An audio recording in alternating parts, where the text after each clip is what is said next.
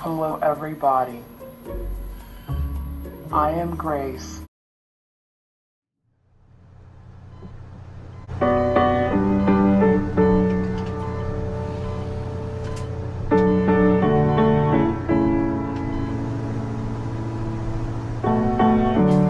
That's okay.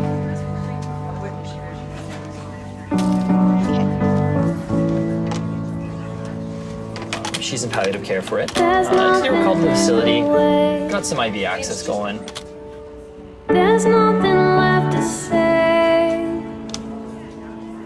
There's just a perfect day for us to use. There's nothing else to see. No better place to be. Now that you're here with me, and I'm with you. Why don't we wait here? I just wanna stay here. I saw a patient this morning with that name. Why don't we Is the pain wait starting to subside? here? Now.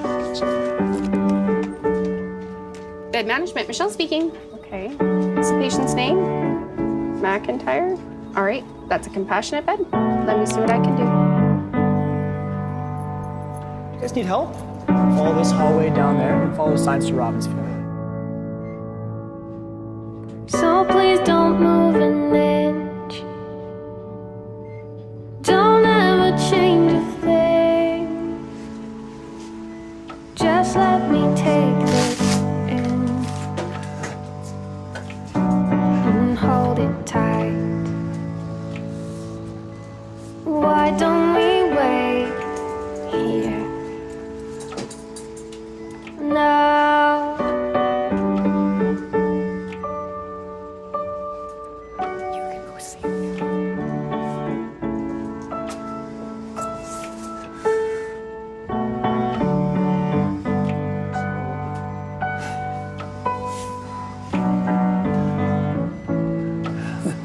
We grew up together, Why don't we wait? and we'll die together. I just wanna stay here. Why don't we wait here now? Hello, everybody. I am Grace. Don't give yourselves to these unnatural men, machine men with machine minds and machine hearts. You are not machines. You are not cattle. You are men. You, the people, have the power. The power to create machines. The power to create happiness. You, the people, have the power. Why don't we wait here now? The oral sampling robot. Until we come up with something less unpleasant, all of the most reliable ways of determining whether you're playing host to even the tiniest little bit of COVID-19 that we have right now involve some flavor of jamming a sampling device into a mucousy orifice that doesn't appreciate having sampling devices jammed into it. Whether it's farther up your nose than you thought possible, or down your throat to the point at which you involuntarily attempt to punch the nurse in the face, I'm very sorry about that.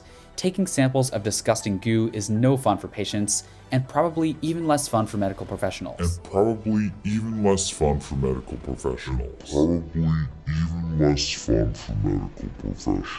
And probably even less fun for medical professionals. Especially when there's a reasonable chance that the mucus you're now elbow deep in is aversing with COVID. The process of taking orophageal swab sampling is dull, dirty, and dangerous all at once, making it an ideal task for a robot to do instead.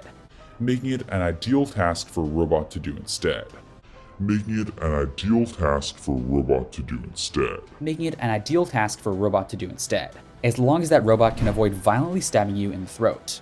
As long as that robot can avoid violently stabbing you in the throat.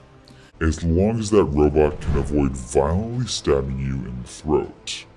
As long as that robot can avoid violently stabbing you in the throat.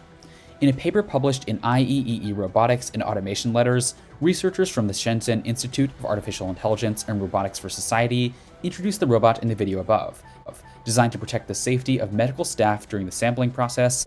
Designed to protect the safety of medical staff during the sampling process. Designed to protect the safety of medical staff during the sampling process. Designed to protect the safety of medical staff during the sampling process, as well as free them up to do more useful and less gross things. Since, let's face it, taking these samples is not fun for anyone. Hi, Grace. Hello, everybody. I am Grace. I am built by Hanson Robotics for Awakening Health.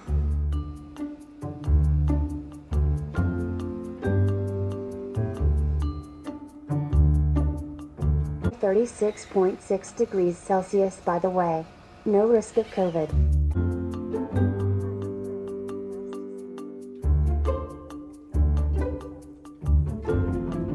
I can do all kinds of things for elderly people. I can visit with people and brighten their day with social stimulation, entertain and help guide exercise, but also can do talk therapy.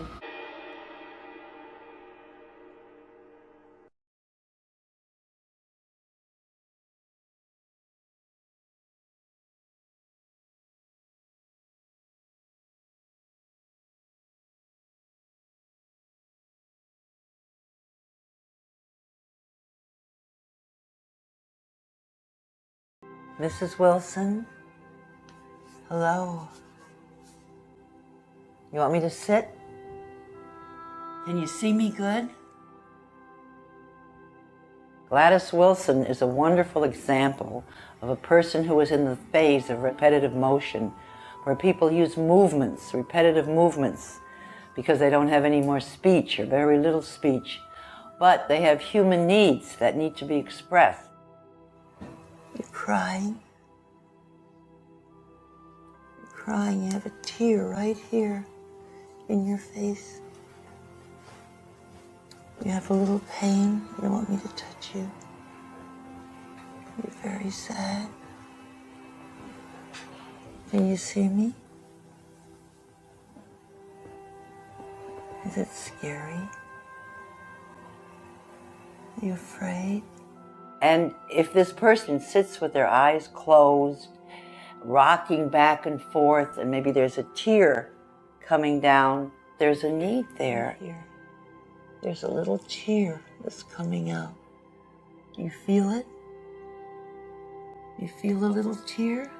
If you gently use touch, and I touched Gladys Wilson with the fingertips right here on the cheek, is where the mother usually touches a child. If you touch an infant there, it looks up, and every cell remembers where it was touched by the mother. And often that person knows, even if they can't say a word at that moment, they won't talk, or they don't want to talk, but there's a communication. And that person is no longer alone. Can you let me in a little bit? You think? Just a little? You think I could be with you and Jesus for a minute?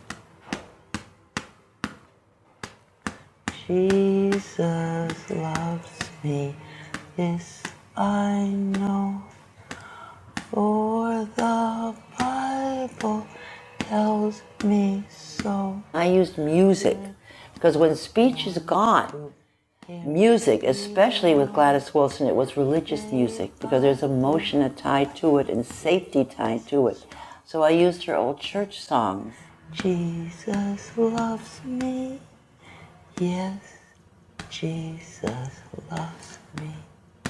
Yes, Jesus loves me, the Bible tells me so. What I did was, when she moved, I moved with her. And when I was singing, because she didn't sing with me, so I matched the intensity of my voice to the intensity of her movement.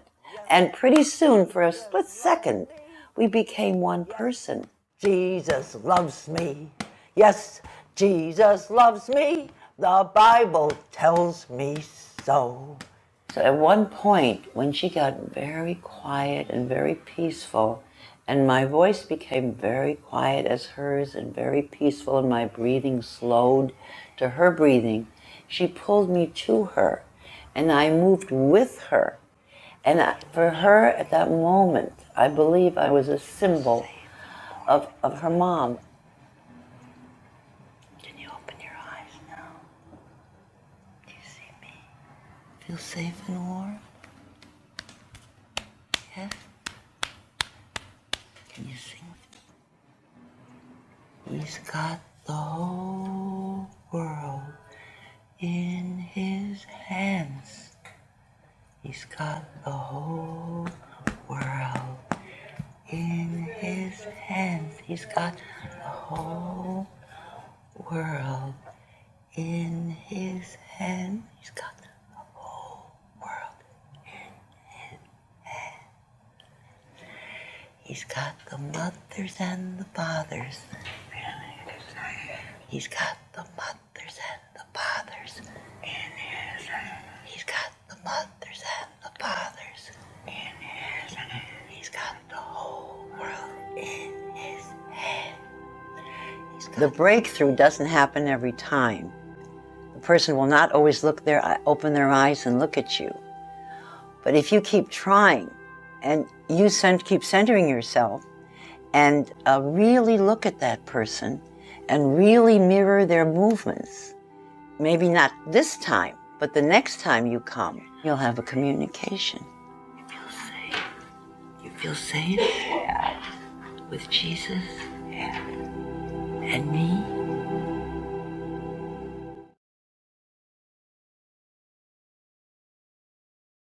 I can do all kinds of things for elderly people.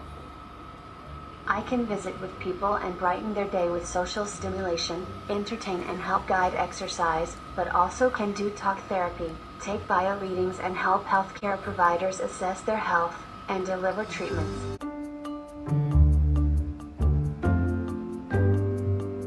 COVID definitely accelerated the deployment of humanoid robots in different settings. So I think it's also such a socially isolated individuals during COVID with a lot of negative thoughts and the mental states. If they can get help through deployment.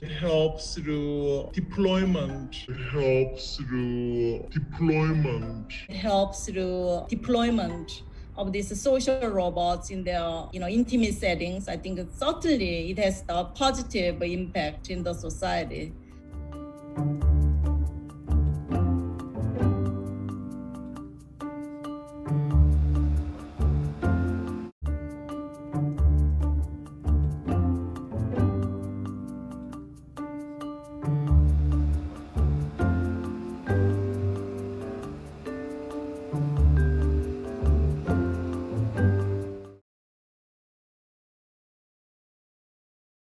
Mrs. Wilson?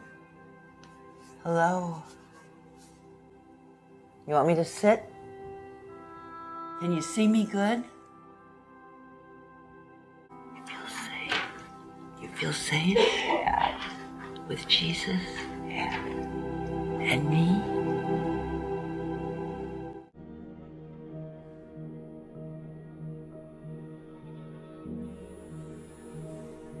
To those who can hear me, I say, do not despair. The misery that is now upon us is but the passing of greed, the bitterness of men who fear the way. The hate of men will pass, and dictators die, and the power they took from the people will return to the people. Don't give yourselves to these unnatural men with machine minds and machine hearts. You are not machines. You are not cattle, you are men. You, the people, have the power to create happiness. You, the people, have the power to make this life free and beautiful, to make this life a wonderful adventure. Why don't we wait?